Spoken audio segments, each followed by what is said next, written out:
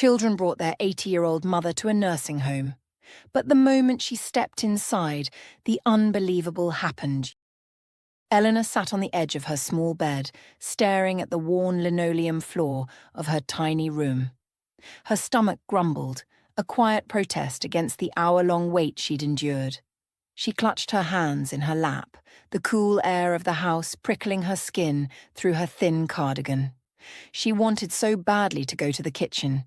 Needed to, really, but her feet felt anchored to the floor. She could hear Camille moving about. First, it was the clatter of pots and pans as she cooked breakfast. The smell of eggs and toasted bread wafted into Eleanor's room, making her stomach twist with hunger. Then there was the sound of Camille's voice, chirpy and affectionate, as she called out to her daughter. "Come on, sweetheart, your pancakes are ready," Camille cooed, her words sweetened with a tone Eleanor rarely, if ever, heard directed at her. Eleanor knew the routine. Camille would first serve breakfast to her daughter Madison and then to her husband, Eleanor's son, Wesley. She could picture the scene in her mind, the three of them seated at the kitchen table, Madison giggling as Wesley teased her about syrup on her nose, and Camille basking in the warmth of their little family. A family Elena no longer seemed to be a part of. Now the kitchen was quiet except for the faint clink of a spoon against a mug and the low hum of the television. Elena recognized the muffled sounds of daytime talk shows. One had just ended, and another was beginning. Camille wasn't cooking anymore, but she was still in the kitchen, likely sipping coffee, eating sweets, or perhaps even a second breakfast, all while flipping through the channels. Why the kitchen? Elena wondered, her lips pressing into a thin line. The living room was more comfortable. There was even a plush recliner where Camille usually lounged. But no, the kitchen seemed to be her chosen domain this morning, probably on purpose. Eleanor leaned forward, her hands trembling slightly as she thought about the unspoken rules Camille had established. It was clear. Camille's prolonged presence in the kitchen was a silent decree that Eleanor should stay put. A few weeks ago, Camille had made her feelings brutally clear. Eleanor had overheard the conversation from her room. "She's driving me crazy, Wesley!" Camille's sharp voice had cut through the hallway. Eleanor had been folding her clothes at the time, her hands freezing mid-motion. "I can't handle her any more," Camille continued, her words loud and deliberate, as if she wanted Eleanor to hear every syllable. "She drops crumbs everywhere when she eats. Do you know how many times I've had to clean up after her? And those hands of hers, crooked and shaky. She's broken 2 dishes this week alone." "Camille," Wesley's voice was soft, hesitant. "You know her hands?" "Oh, stop making excuses for her," Camille interrupted. "She's always groaning and huffing around the house like some kind of hippo. She knows I'm pregnant, and yet she does everything she can to stress me out. Tell her to stay out of my sight." Eleanor had sat frozen on the edge of her bed, her heart sinking at each harsh word. She knew Camille found her presence irritating, but to hear her son's wife speak about her like that, so openly, so cruelly, was a pain she hadn't anticipated. Wesley's response had been a mumble, too quiet for Elena to catch, but Camille's voice rose again, clear and commanding. "If you don't tell her, I will. I can't have this stress, not when I'm carrying our baby." Camille exhaled sharply, the frustration clear in her voice as she leaned against the kitchen counter. Her tone was cold, unyielding, as she began issuing her decree. "Here's how it's going to be," she said, each word deliberate. "When I'm in the kitchen, she doesn't come in. She eats in her room. And the bathroom? She only uses it when I'm not home, and she'd better keep it spotless. I'm tired of scrubbing after her. And her laundry? Let her dry it in her room. I'm not having her rags strung all over the yard for the neighbours to see. It's humiliating." Her voice carried through the hallway, landing squarely in Elena's room, where the old woman sat, frozen, listening. Every word struck her like a blow. Eleanor's throat tightened, and tears welled up in her eyes. How had it come to this? To hear Camille speak, one would think she was some careless, slovenly intruder in her own home. But that wasn't true. Not by a long shot. She had always prided herself on being neat. When she was younger, her home had been a beacon of order and cleanliness. But time had not been kind. Her hands were no longer steady. Her body, once agile, now moved slower than she liked. Yes. Sometimes she dropped a crumb at dinner, or a piece of food fell from her toothless mouth. She wasn't proud of these things. She understood they might not be pleasant to see, especially for someone like Camille. Even her granddaughter Madison, now 15, often shot her looks of disgust during meals. "Grandma, can't you chew quieter? It's gross," Madison had said once, wrinkling her nose. Eleanor had tried to laugh it off, but the sting of her words lingered. After that, she began eating more carefully, keeping her head down, determined not to cause a fuss. She had even offered to help around the house, hoping to win Camille's approval. "I can wash the dishes," she'd suggested one morning after breakfast, her voice soft and hesitant. Camille had barely glanced at her. "No thanks," she replied flatly. "The last time you did, I had to re-wash half of them. You don't check for food bits in the forks, and there are always streaks on the plates." Eleanor had tried again, offering to peel vegetables or stir soup while Camille cooked. But things always ended badly. Sometimes her hands betrayed her, and a cup or plate would slip, shattering on the floor. Camille's reaction was immediate and explosive. "Are you serious?" she'd scream, throwing up her hands. "You're useless." At first, Eleanor had tried to tell herself that Camille's words were just spoken in the heat of the moment. Surely things would get better. But as the days turned into weeks, it became clear that Camille meant every word. One afternoon, Wesley knocked on Elena's door. He didn't step inside, keeping his gaze fixed somewhere over her shoulder. "Mom, I think it would be best if you stayed in your room, unless absolutely necessary," he said, his voice low and reluctant. Elena stared at him, stunned. "What are you saying, Wesley? This is my home too." "You have your knitting and your books," he said, his tone edging toward impatience. "You can rest. We'll bring your meals to your room." "But how can that be, son?" Eleanor exclaimed, rising from her chair. "Am I not allowed to take a single step in my own home? This isn't right." "Don't exaggerate," Wesley replied, waving her off dismissively. "You can go to the kitchen when Camille's not there. Do your laundry when she's out. I'll even hang some clotheslines in your room for drying. It's just better this way, for everyone." Elena reached out as if to stop him, but he turned and left, her protests falling on deaf ears. And that was that. Wesley had presented her with a decision that was no decision at all. From that day on, Eleanor understood that the only way to keep the peace was to make herself invisible. She stayed in her room as much as possible, venturing out only when the house was empty. She avoided Camille, avoided Madison, even avoided Wesley, who now seemed like a stranger. Every meeting with Camille ended in harsh words and humiliation. It was better this way, she told herself. But as she sat alone in her small room, listening to the faint sounds of life carrying on without her, she couldn't help but wonder how long she could keep enduring this.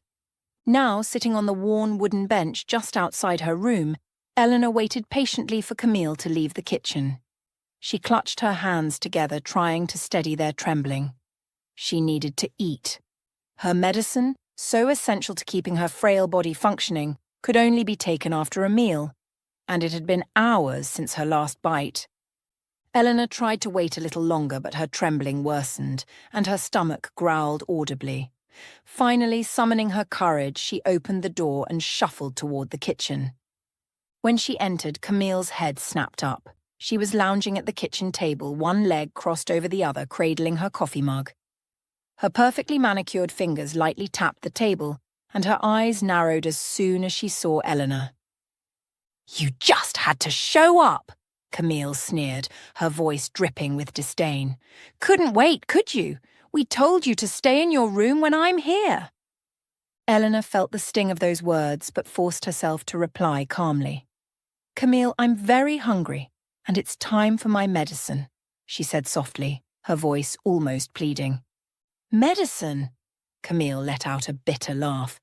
"Why do you even bother taking it, planning to live forever?" Eleanor's heart sank. She looked down, trying to find strength. "I'll live as long as God allows," she replied humbly. She paused, then added gently, "But Camille, you really shouldn't drink coffee. It's bad for you in your condition." That was the wrong thing to say. Camille's face darkened, her hand tightening around her mug. "Are you going to lecture me about my life now?" she snapped. "Do I look like I need advice from you? Just grab your food and get out." "You old fool. Already have one foot in the grave and you're still hanging around bothering everyone." She laughed again, harshly, and then her voice turned ice cold. "It'd be better for everyone if you just dropped dead already." The words hit Elena like a blow.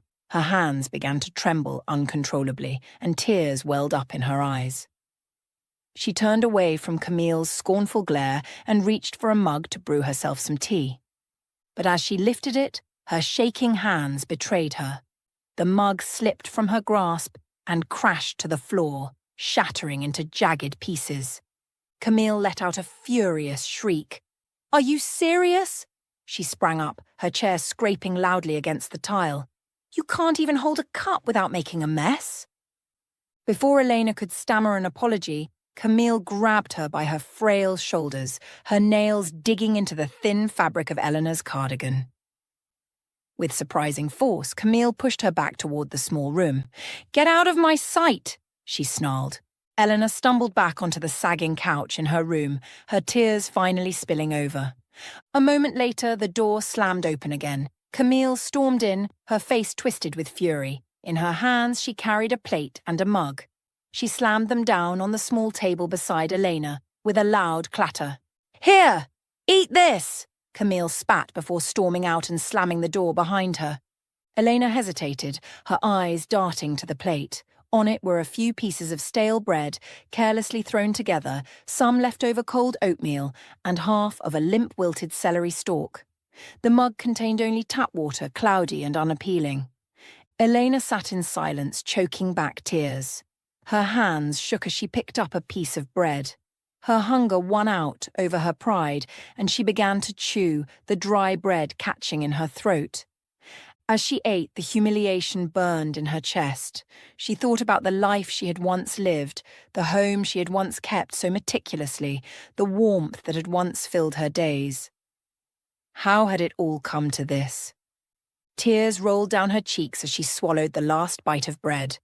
Her gaze fell to her trembling hands, and she whispered to herself, "God, give me strength." Eleanor arrived in this northern town many years ago, fresh from university with a degree in education. She had hoped to secure a teaching position in her hometown, a southern village bathed in sunshine, where apricot orchards lined the roads, and the scent of blossoms filled the air. But the schools there were fully staffed, leaving no openings for her. Reluctantly, she had accepted a position at the local school here, teaching geography and biology. At first, her plan was simple: gain a few years of experience, return home, and perhaps start the life she had always envisioned. But the north was cold and grey, its winters long and harsh. The people were kind but distant, and the landscape, though beautiful in its own way, lacked the warmth and vibrancy she missed. Elena found little joy here. That was until she met Owen.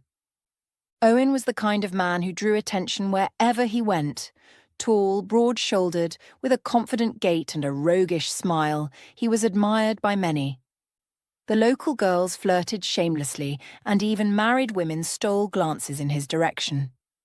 Yet, it wasn't one of the town beauties who captured his heart, but Elena, a modest, seemingly unremarkable schoolteacher. "I couldn't look away from those deep blue eyes," Owen confessed to her one evening, after they'd been courting for a few months. They were sitting under a maple tree in the park, its leaves turning golden in the early autumn chill. "There's something about them, like they hold the whole ocean." Eleanor blushed deeply at his words, but by then she was already in love. So when Owen proposed, dropping to one knee in the middle of town square with a bouquet of daisies in his hand, she accepted without hesitation. Their life together began with promise. Owen's charm and Eleanor's warmth seemed to complement each other perfectly. The house was filled with laughter and love, But there was one shadow over their happiness. They couldn't have children. Eleanor visited every doctor she could find, endured countless tests and procedures, but the answer was always the same. She was healthy. The problem might be with her husband, the doctors suggested, but Owen refused to entertain the idea. "There's nothing wrong with me," he'd say dismissively, his voice tinged with irritation. "You know, there was a woman once." He paused, not meeting Elena's eyes. "She got pregnant, so it's not me." Elena knew what he meant. She had known about his infidelities even before their marriage, and, despite the pain it caused, she forgave him every time. Owen would always return, kneeling before her with tearful apologies and promises to change. But as the years passed, her patience wore thin. By the time she was nearing 40, the betrayals had left her feeling hollow. One day she packed a suitcase, her hands trembling as she folded her few belongings, and told Owen she was leaving. "You can't leave me, Elena," Owen pleaded, tears streaming down his face as he knelt before her again. "I'll die without you." Eleanor stared down at him, her heart heavy with years of love and disappointment. "You don't love me, Owen," she said softly. "You love the life I make for you.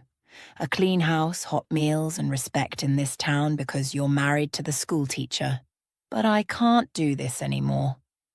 Her resolve was firm. She submitted her resignation at the school and planned to return to her hometown, to the little house her mother had left her. But as she stood in the principal's office, a wave of dizziness washed over her. The next thing she knew, she was waking up in a hospital bed. Owen was there clutching her hand, his face pale with worry. "You're going to be okay," he whispered, his voice shaky. A doctor entered the room, clipboard in hand, and smiled warmly. "Mrs. Hartwell, I have good news for you," he said. "You're pregnant." The words stunned her. Pregnant? She had long since abandoned hope of becoming a mother. Yet here it was, an unexpected miracle. The idea of divorce vanished. Elena withdrew her resignation, and she and Owen began their life anew. Owen changed in ways Elena never thought possible. He doted on her throughout the pregnancy, stayed by her side, and forgot all about other women. It was as if they were experiencing a second honeymoon. The pregnancy was difficult, filled with complications and long nights of worry. But when Elena held her baby girl for the first time, every hardship melted away. They named her Daphne, and she became the light of their lives. 3 years later, Elena became pregnant again. The gossips in town laughed and teased, saying, "Looks like the school teacher's making up for lost time." But Elena and Owen paid them no mind. This time they were blessed with a son, whom they named Wesley. The doctors warned Elena against having more children. Her age and heart problems made it too risky. But she didn't need more. Her family was complete. With a daughter and a son, their lives were filled with joy. For the next 10 years, their happiness seemed unshakable. Owen was a devoted husband and father, carrying Eleanor in his arms when she was tired and doting on their children. Eleanor never brought up his past mistakes, and he never gave her a reason to. Their life, once so fractured, had finally become whole. But life, as Eleanor would later learn, has a way of testing even the strongest bonds. Life had not been easy for Eleanor after Owen disappeared. It was so sudden, so unexpected that it left her reeling. One morning, he was there, drinking his tea and heading off to work like always. The next, he was gone without a word, leaving her to face the world alone with their 2 young children. The timing could not have been worse. The country was in the midst of a financial crisis, and salaries went unpaid for months at a time. But Eleanor was not one to wallow in despair.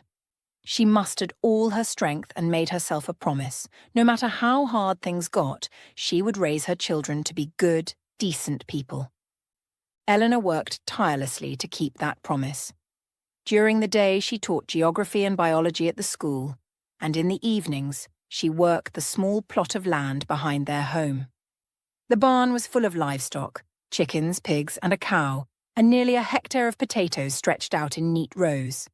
She sold calves, piglets, and surplus vegetables whenever she could, scraping together enough money to ensure Daphne and Wesley never went hungry. The children helped as much as they could. Daphne, with her neat braids and determined expression, was particularly good at organising chores. Wesley, though a bit more carefree, was strong and willing to do the heavy lifting. Together they made it through those lean years. But just as things began to stabilise, Owen reappeared. It was as if he'd never left. He strolled into their lives one summer, laughing and playing with the children as if nothing had happened. Daphne and Wesley were overjoyed, clinging to their father and hanging on his every word. Eleanor said nothing. She simply watched from the doorway as Owen charmed his way back into their hearts. He stayed for a few months, then vanished again. And from that moment something changed. Daphne and Wesley grew distant. They weren't cruel, but the warmth they had once shared with their mother seemed to fade. Eleanor didn't know what Owen had said to them during those fleeting months, but it had clearly left an impression. Still, she pressed on. When the children graduated from school, she insisted they go to the city for higher education. "You need an education to have a better life," she told them. She worked herself to the bone to support them, selling what little she could spare to cover their expenses. Daphne thrived in the city. She earned a degree in economics, landed a job at a prestigious firm, and married a businessman. At first, she visited her mother often, bringing gifts and sharing stories of her life in the bustling metropolis. But as time passed, the visits became less frequent. "We're so busy, Mama," she would say over the phone. "The business takes up all our time." Eleanor understood. She didn't want to be a burden, though she wished she could see her grandchildren more often. Wesley's path was more complicated. After graduating with a degree in road construction, he bounced from job to job, struggling to find his footing. Eventually he moved to the north, where he worked for several years building roads. It seemed like he had finally found his place. But then he called Elena with surprising news. He had gotten married. "Her name is Camille," Wesley said over the phone. "She has a daughter from her first marriage, Madison. But it's fine. She's a great kid." Eleanor was thrilled. "Finally my boy has settled down," she thought. When she met Camille for the first time, Eleanor found her to be polite but reserved. Camille wasn't particularly warm, but Eleanor chalked it up to nerves. Life seemed to stabilise for Wesley until he narrowly avoided criminal charges due to a construction mishap. Though cleared of wrongdoing, he couldn't keep his job and decided to return to his hometown. "I want to move back to your house, Mom," Wesley announced one evening during a visit. "We'll live with you, and I've already found a job at the local road construction site." Eleanor agreed without hesitation. She had long since retired and struggled with her health. Having Wesley's family move in seemed like a blessing. Camille could help with household chores, and Madison, now a teenager, could lend a hand. Plus, Camille was pregnant, news that filled Eleanor with joy. When they arrived, Eleanor welcomed them with open arms. "Madison, you can call me Grandma," she said warmly, kneeling down to greet the girl. Madison glanced at her and curled her lips in a faint sneer. "We'll see," she muttered under her breath. Eleanor decided not to take it personally. She just needs time, she told herself.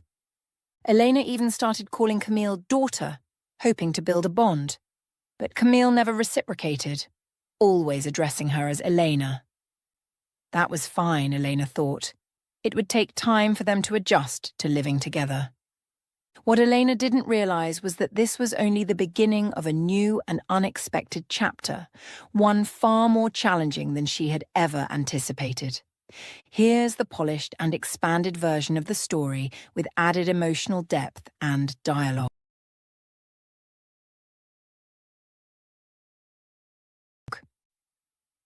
Wesley stood in the doorway of his mother's house, his eyes sweeping over the rooms. "Mom," he said casually, "I think it'd be better if you moved into the smaller room. Madison can take the big one, and Camille and I will stay in the bedroom. It just makes sense." Eleanor looked up at her son, her expression soft. She didn't hesitate. "Of course, dear. I don't need much.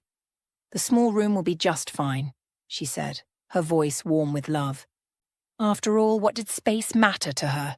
She was just grateful to have her son and his family close again.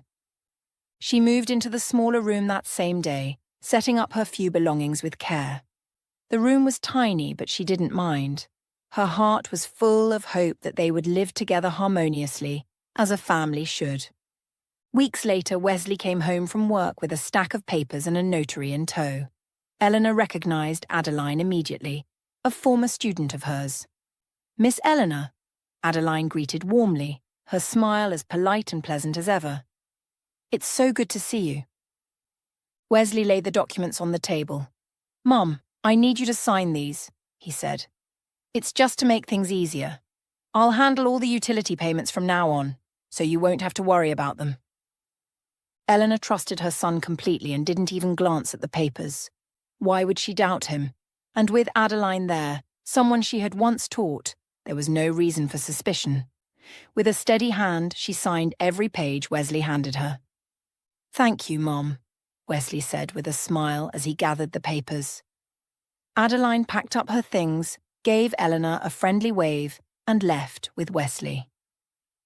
It wasn't until much later that Eleanor discovered what she had truly signed. The revelation came during a heated moment with Camille. It started over a simple cup. "Can't you do anything right?" Camille snapped, holding up the mug Eleanor had washed. "There's still grease on this." Eleanor took a deep breath, willing herself to stay calm. "I'm sorry, dear," she said. "I'll wash it again." But Camille's anger flared. "This is unbelievable. How do you even manage to mess up something so simple?" Eleanor straightened her back, her voice firm but calm. "Camille, this is my house. Please show a little respect." Camille froze for a moment, then let out a cold laugh. "Your house? Don't make me laugh. This is our house now." Eleanor frowned, her heart pounding. "What are you talking about? This is still my house. When I pass, Wesley and Daphne will split it equally." "Split it?" Camille. "Oh, you really don't know, do you?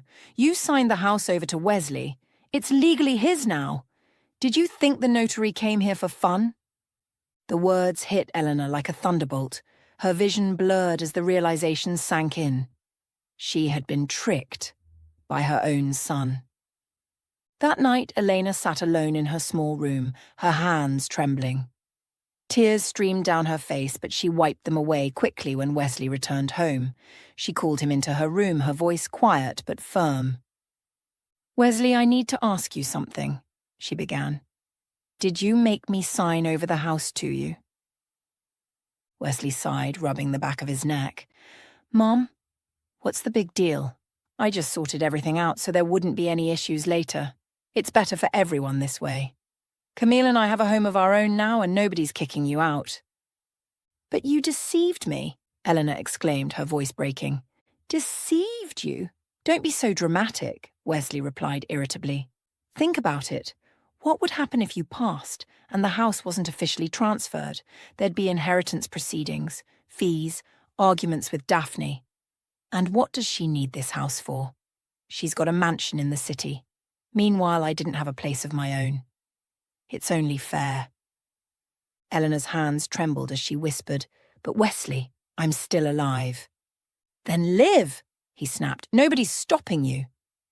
He turned and walked out, leaving her sitting there, stunned and heartbroken. From that moment, Elena's life became unbearable. Camille's criticisms turned into outright cruelty. Madison treated her with disdain, rolling her eyes whenever Eleanor tried to engage her. And Wesley, her beloved son, spoke to her only to relay Camille's complaints. Elena rarely left her room. She tiptoed through the house, afraid of provoking Camille's wrath. Her world, once filled with hope and love, had shrunk to the confines of her small room. Even the neighbours who used to visit her often stopped coming. Camille had made it clear they weren't welcome. On the rare occasions someone asked how she was doing, Eleanor would force a smile, lower her eyes and mutter, "Everything's fine." Then she would hurry back inside, the tears threatening to spill over as a lump rose in her throat. That morning, while chewing on a piece of stale bread, Eleanor felt a heavy lump forming in her chest. She had tried to endure the pain and humiliation, but it was becoming unbearable. The sharp words, the cold stares, the constant reminders that she was unwelcome in what used to be her home. It was too much. She thought of Daphne. They occasionally spoke on the phone, but Eleanor had never mentioned how bad things had gotten. She hadn't wanted to burden her daughter or seem like a complainer. But today something shifted. Eleanor resolved to tell her everything. Daphne needed to know about Wesley's deceit and the way Camille and Madison treated her. With trembling hands, she picked up the phone and dialed her daughter's number. It rang several times before Daphne answered. "Yes, Mom. What is it? Make it quick. I'm on my way to the tax office," Daphne said, her voice sharp and hurried. Elena hesitated, her courage wavering for a moment. But then the floodgates opened. "Daughter, I wanted to talk to you." "Things are tough here," she began, her voice cracking. She quickly recounted the events of the past months, the papers Wesley had tricked her into signing, the harsh words from Camille, the way she was treated as if she were a burden. There was a long silence on the other end of the line before Daphne finally burst out, her voice filled with frustration. "Mom, how could you have signed something without reading it? You should have been more careful." Eleanor sighed heavily, her chest tightening. "It just happened, daughter. I trusted Wesley," she said quietly. Then, after a brief pause, she added, her voice trembling, "Daphne, I've been thinking. Maybe you could take me in. I can't stay here anymore. I can't bear it. You and Simon have a big house. I wouldn't take up much space. A little corner is all I'd need. I'd be like a little mouse, quiet and out of the way. It's better to live with my own daughter than with a daughter-in-law. I could spend time with the grandkids, bake them pancakes and pies." "Mum, are you serious?" Daphne interrupted, her tone sharp with indignation. "What are you even saying? I can't take you in. Simon and I have such busy schedules, and home is the only place where we can relax. And now you're suggesting I come home from work and look after you too?" Eleanor's heart sank. "What's there to look after?" she said timidly. "I can still walk on my own, thank God." "And what about later?" Daphne shot back. "Mum, you're almost 80. You need to think about that. No, don't even ask. Live with Wesley. What else can you do? You're used to everything there. The city is a whole different world. And as for the grandkids, they're grown now and don't need babysitting. Why would they want your pancakes? They prefer sushi and rolls these days." Eleanor opened her mouth to respond, but the line went dead. Daphne had hung up. For a long time, Elena sat motionless, holding the phone to her ear. The disconnected tone echoed in her head. Her heart ached unbearably. This is what her old age had come to. Her own daughter didn't want her. Her son danced to his wife's tune, and Camille loathed her. Tears streamed down her face as she thought of all the sacrifices she had made for her children. She had worked tirelessly to ensure they had better lives. She had given them everything, her time, her love, her health. And now this was the thanks she got. In the days that followed, nothing changed. Elena tried her best to avoid Camille, but the house was small and their paths inevitably crossed. Each time, Camille's sharp words cut through her like a knife. "When are you going to die already?" Camille hissed one morning as Eleanor passed her in the hallway. Elena stopped in her tracks, the words hanging in the air. She turned to look at Camille, but her daughter-in-law had already walked away, leaving her standing there, trembling. Complaining to Wesley was pointless. He always brushed her off, muttering something about how she was exaggerating or making things harder than they needed to be. Here's the expanded and polished version with additional emotional depth and dialogue. One crisp morning, Eleanor sat on the edge of her small bed, tying the laces of her worn shoes, when she heard raised voices from the yard. She paused, her heart skipping a beat. It was Daphne's voice, unmistakable even after so long. "Oh, my daughter has come," she thought, a flicker of hope igniting in her chest. "She'll stand up for me, maybe even take me with her." The memory of Camille's hateful looks and sharp words momentarily faded from her mind. Forgetting her aches and pains, she rose quickly and made her way toward the veranda, eager to meet her children. But as she approached, their voices grew clearer, and she stopped, hidden by the screen door. "So, you grabbed the house and made yourself the boss here. Fine, whatever. I don't care about this dump anyway," Daphne was saying, her tone biting. "But you could have at least thought about Mum. If she's such a burden for you, why didn't you contact social services? Why do I have to deal with everything from the city?" "I just didn't think of it," Wesley muttered, sounding defensive. "She's living here, so she's living here." "Living?" Daphne exclaimed with exasperation. "Do you even know she asked to come live with me? And how do you see that happening? Am I supposed to empty her bedpan if she gets bedridden?" "And you think I should?"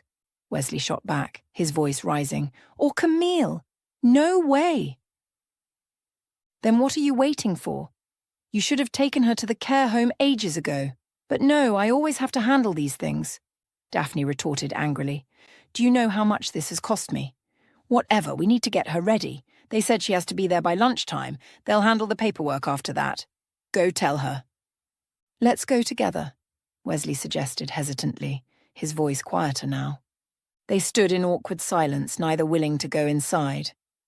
Elena's heart clenched painfully as she realized what they were discussing. The flicker of hope she had felt just moments ago extinguished completely. Taking a deep breath, she pushed open the screen door and stepped into the yard. "Children, Wesley, Daphne," she called, her voice trembling but firm. "What's going on? What are you planning?" Her son and daughter exchanged uneasy glances. Daphne sighed heavily, straightening her posture and raising her chin. "Mom, don't worry so much," Daphne began, her tone brisk and detached. "You're moving today to the House of Mercy. I've already made all the arrangements. It's the care home in Silverbrook." "A care home? In Silverbrook?" Eleanor repeated, her voice shaking. "But they send all sorts of people there. Bums, ex-convicts, alcoholics, whose families have abandoned them." "Mom, no one's abandoning you," Daphne snapped, clearly irritated. "But you have to understand. We can't go on like this. I can't take you in, and Wesley is tired of your antics and the way you stress out his pregnant wife. The care home is the best option, and it's not true that only antisocial people live there. I checked. They have nice grandmas and grandpas. You might even make some friends, or find a gentleman's suitor." Eleanor flinched at the casual cruelty of her words. "I don't need any suitors," she muttered, her voice thick with emotion. "I want to stay at home. This is my home." "It's not your home anymore," Camille's sharp voice rang out from the veranda. She had been listening to the entire conversation, and now she stepped forward, arms crossed and eyes blazing. "You signed it over to Wesley, remember? It's our house now." Eleanor turned to her son and daughter, her tearful eyes pleading. "Children, what are you doing? I don't want to go to the care home. I can't. I'll die there." "Enough, Mom," Wesley barked, his tone harsh. He grabbed her frail arm and began pulling her toward the house. "Don't you understand that you're just getting in the way of our lives? You've lived your life. Let us live ours. Let's go pack your things." Eleanor stumbled as Wesley dragged her into her small room. Camille followed close behind, throwing a large checkered bag onto the floor and roughly stuffing Eleanor's belongings into it. "Here, this and this," Camille muttered as she grabbed Elena's few cherished items: clothes, a photo album, and a small wooden box filled with keepsakes. "That's enough," Wesley said after a while, zipping the bag shut. "If we forgot anything, I'll bring it later." Then he grabbed his sobbing mother's hand again and led her outside, where Daphne was waiting in her car. "Let's go. They're expecting us," Daphne said, her voice devoid of emotion as she started the engine. She avoided looking in the rearview mirror, where Eleanor sat crying uncontrollably, clutching her small bag of belongings. Wesley stood in the yard, watching as the car pulled away. He didn't go back into the house immediately, lingering outside with his hands in his pockets. Camille appeared at the door, her arms crossed. "Don't just stand there," she said sharply. "We've got things to do." An hour later, the car slowed as they entered Silverbrook. The care home loomed ahead, a large grey building with chipped paint and a sagging roof. Its yard was sparsely dotted with scraggly trees, their leaves already yellowing in the autumn chill. A few elderly residents sat on weathered benches, staring blankly into the distance. The sight made Eleanor's heart sink. "Daughter, is this where I'm supposed to live?" she whispered, her voice trembling with fear. "You're going to be fine," Daphne replied, her tone unnaturally cheerful as she turned off the engine. "Look, nature, peace, quiet. It's much nicer than in pictures. Come on, get out." Eleanor opened the door slowly, her frail hands gripping the frame of the car for support. She stepped out on shaky legs, clutching her small bag of belongings. Each step toward the building felt heavier than the last. Her eyes scanned the dreary surroundings, and a lump formed in her throat. She had resigned herself to her fate. "This is it," she thought. "This is where my last years, no, months, will pass."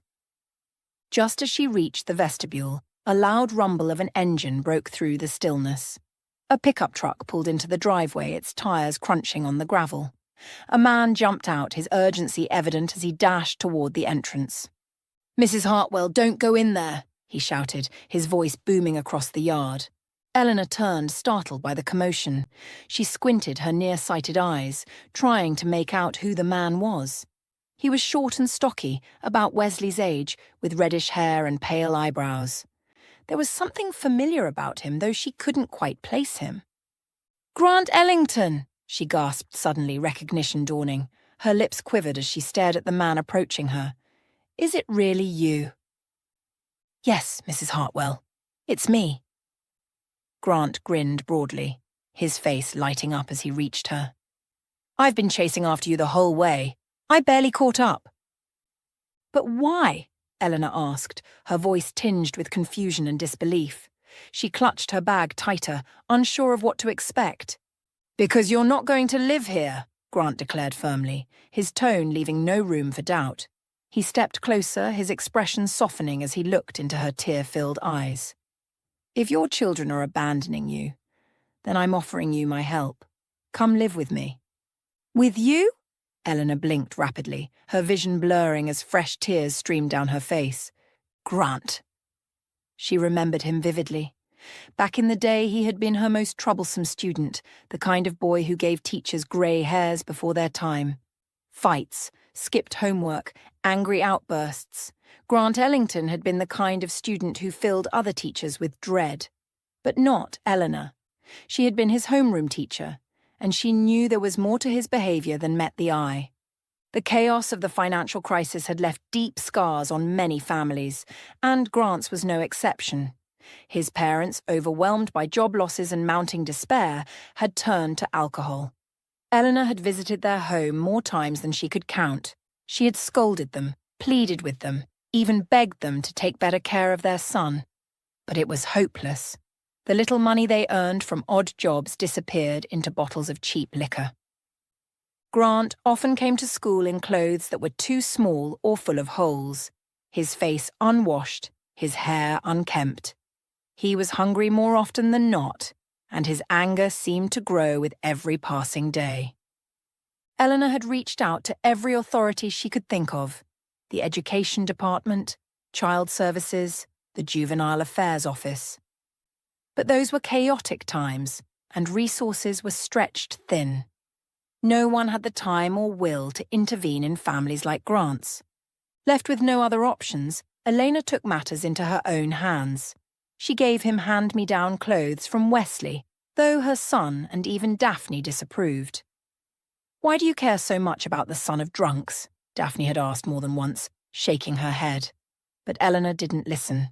She persisted, giving Grant a few coins for lunch when she could spare it, or taking him to the local barber to have his unruly hair trimmed.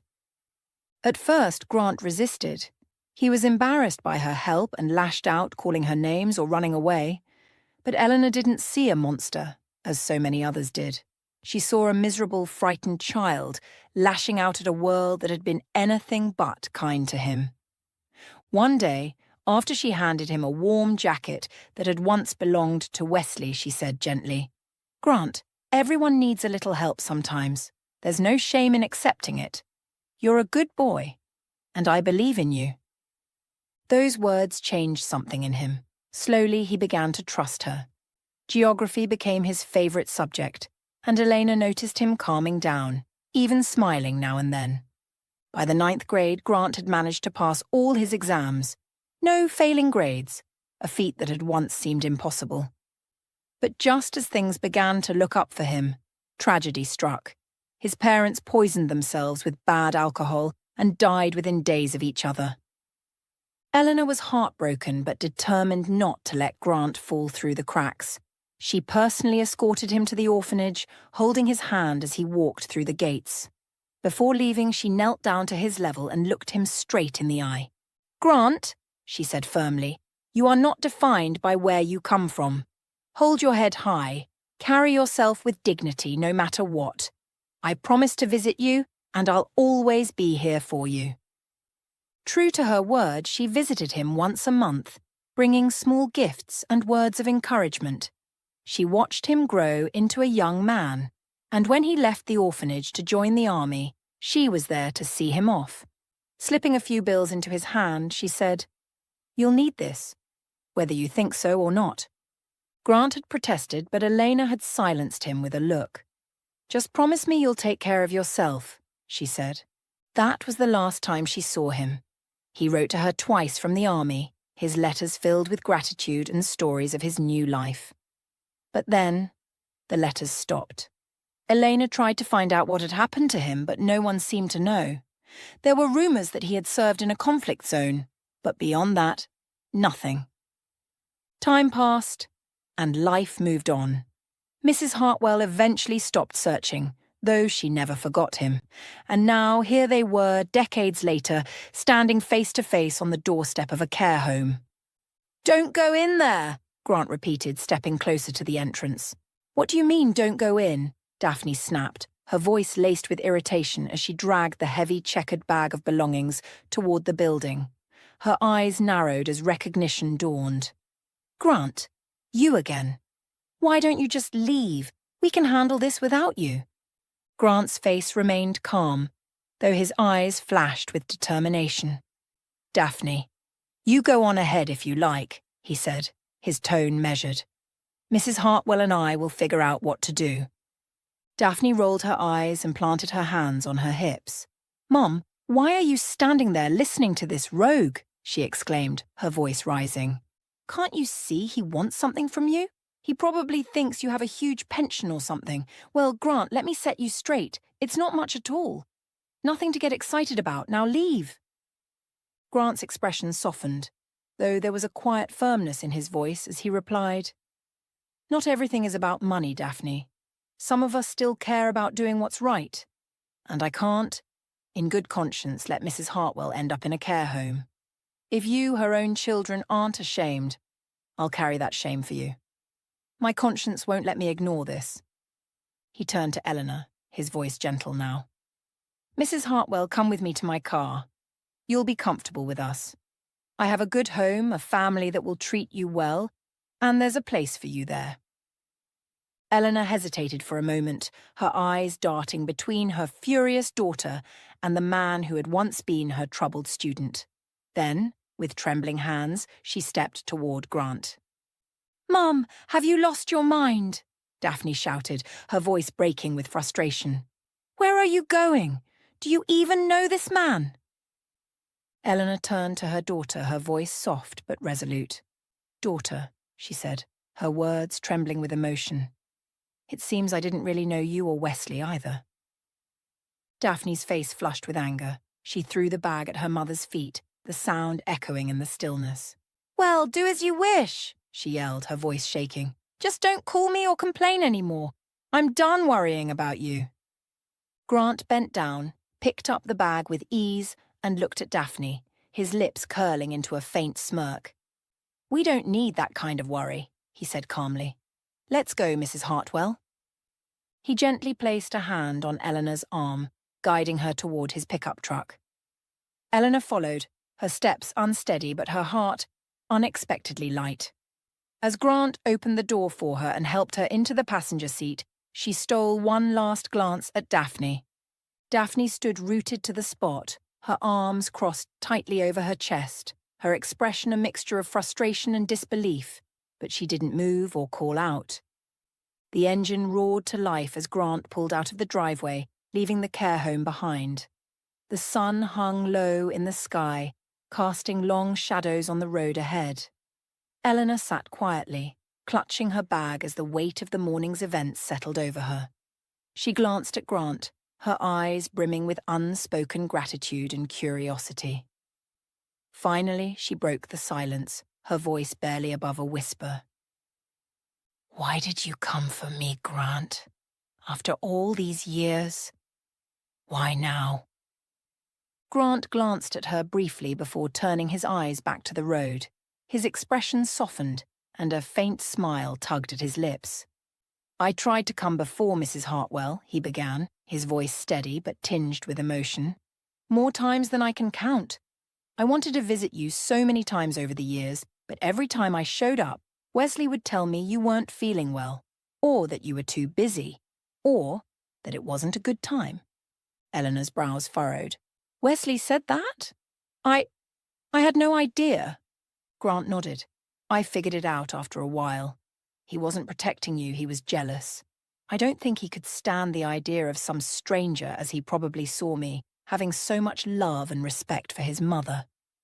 He saw me as a threat, Mrs. Hartwell, even when all I wanted was to say thank you." Eleanor's hands trembled as she listened. She tightened her grip on her bag, her heart aching at the revelation. Jealous? But why? He's my son. Grant exhaled deeply, his grip tightening on the steering wheel. "I don't think he could see what I saw in you. Mrs. Hartwell, when I was a kid, your words stuck with me. Every time I did something, whether it was starting a project, working on something new, or even making the smallest decision, your voice was there in my head. Hold your head high. Carry yourself with dignity. You believed in me when no one else did." Eleanor blinked rapidly, trying to process his words. "Grant, I just did what any teacher would have done." "No," Grant said firmly, his voice growing stronger. "You didn't. You went out of your way to help me when no one else cared. You didn't have to give me Wesley's old clothes, or bring me lunch money, or fight for me when everyone else wrote me off as a lost cause. But you did, and you didn't stop there. You kept visiting me at the orphanage, even when I thought everyone else in the world had forgotten me. You showed me what kindness and love really looked like." Eleanor's eyes filled with tears, but this time they weren't tears of sorrow. "Oh, Grant. I never realized how much it meant to you. I just wanted to help." "You did more than help, Mrs. Hartwell. You gave me something I didn't even know I needed. Hope. To me, it felt like motherly love, and that's something I'd never had before." He paused, his voice catching for a moment before he continued. "So, when I heard you were being taken to a care home, I knew I had to act.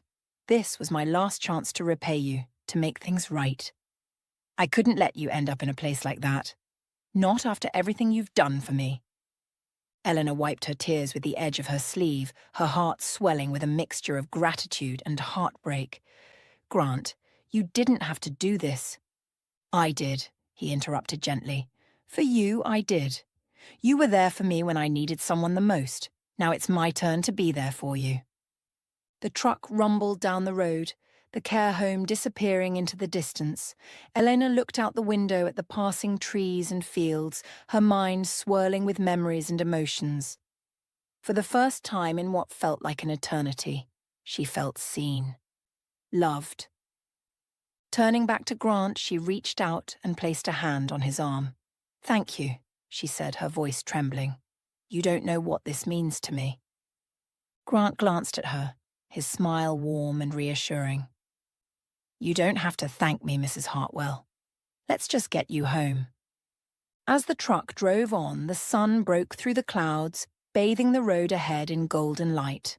For the first time in years, Eleanor felt a flicker of something she thought she had lost forever. Hope. The truck hummed along the road and Grant began to share his story. Eleanor listened intently, the steady rhythm of his voice calming her as the fields and trees blurred past. My time in the army was eye-opening, Grant said thoughtfully, his hands steady on the wheel. I learned discipline there, responsibility, things I never really understood as a kid. Elena nodded, her lips curving into a small smile. You always had potential, Grant. I knew you'd figure it out someday.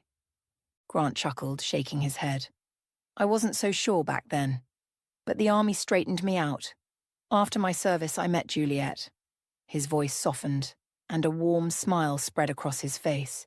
She's amazing, Mrs. Hartwell. She was also from an orphanage. We bonded over that. Our shared past, I guess. We didn't have much when we started. Rented a tiny place and scraped by, but we worked hard. Things are different now, Grant said, pride evident in his tone. We've built a life together. I've got a thriving auto business, and we finally bought our own home a few years ago. It's a beautiful place. Juliet picked it out herself. She's incredible, you'll see. Not just as a wife and mother, but as a businesswoman too. She manages her own bakery, best bread and pastries in the city. He grinned. And children? Eleanor asked, her voice brightening at the thought. Grant beamed. 3. Our 2 older ones are nearly grown. Connor's 19, about to start college, and Emma's 17, finishing high school. And then there's our little one, Rosie. She just started kindergarten, keeps us all on our toes. Eleanor's heart swelled. She could see the love and pride in Grant's eyes as he spoke. You've done well for yourself, Grant, she said, her voice filled with admiration. And Juliet sounds like a wonderful woman. She is, Grant agreed. When I heard about you, Mrs. Hartwell, the first thing I did was call her. I told her everything. About you, about what you did for me, and what was happening now. And what did she say? Eleanor asked softly. Grant glanced at her, his eyes sparkling with emotion.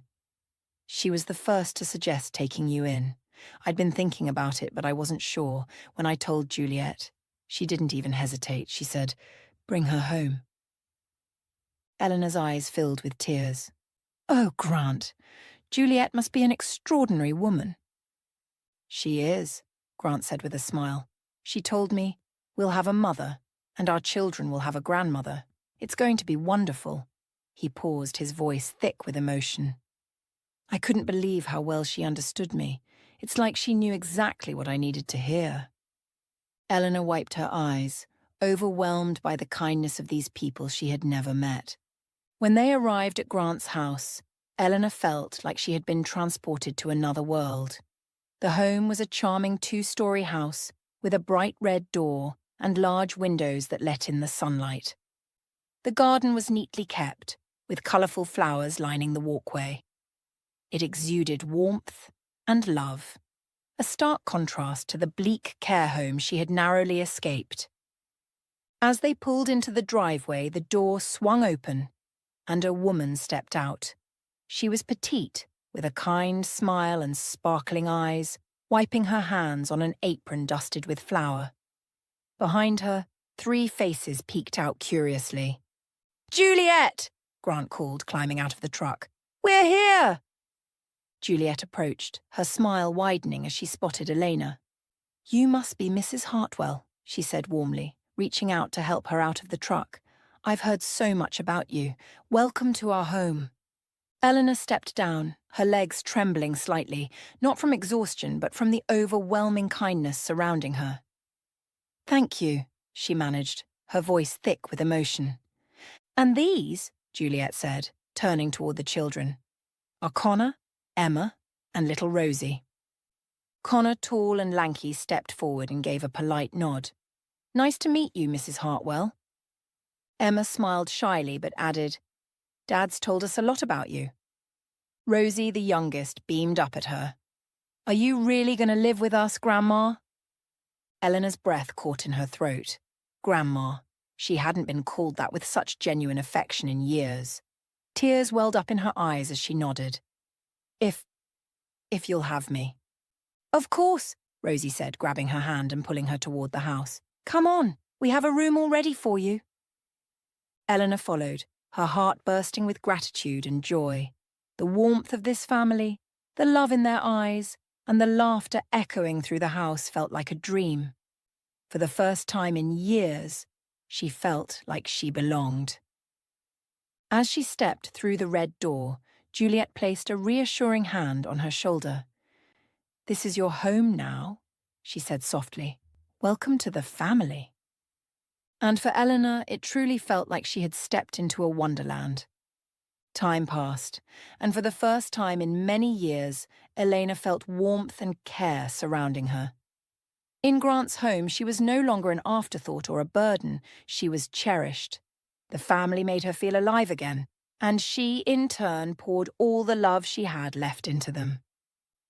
Elena quickly became a beloved member of the household.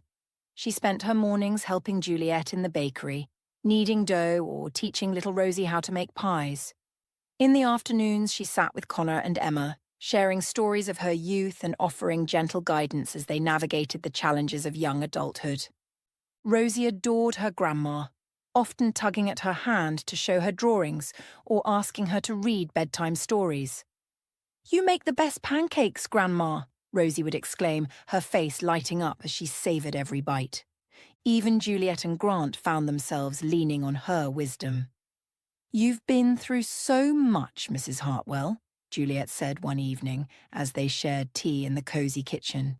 "Your strength inspires me every day." Elena smiled, her eyes shimmering with gratitude. "I'm just grateful to have found all of you," she replied softly.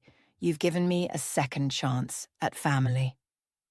Meanwhile, Daphne and Wesley were consumed by their own problems. Daphne's marriage had unravelled completely. Her once glamorous life with Simon was now a battlefield of lawyers and court dates, as the two fought bitterly over their wealth and possessions. The stress took its toll, and Daphne's visits to expensive salons and boutiques became less frequent as her funds dwindled. Wesley's life, too, had taken a downward spiral. After losing yet another job, he turned to alcohol, his days blending into a haze of regret and resentment. Camille's once sharp tongue now lashed out with even more venom. "You're useless, Wesley!" she yelled during one particularly heated argument. "How am I supposed to feed Madison and the baby when you can't even hold down a job?" The house that had once been filled with tension and cruelty now stood silent more often than not. Camille left for her mother's, taking the children with her, while Wesley drank alone, his bitterness growing. Neither Daphne nor Wesley ever called to check on their mother. Not a single phone call, letter, or message.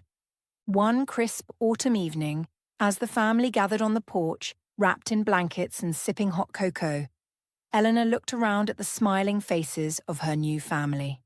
Laughter echoed through the air as Rosie showed off her pumpkin carving skills, and Grant teased Juliet about her overly intricate designs. For Eleanor, it was a moment of profound peace. She felt whole again, surrounded by love and joy. And though her past had been filled with hardships, her present was a gift she hadn't dared to dream of. As for Daphne and Wesley, life gave them exactly what they deserved. Their neglect and selfishness left them alone, facing the consequences of their choices. Elena, however, had found a family that truly valued her. A family that turned her twilight years into the most beautiful chapter of her life.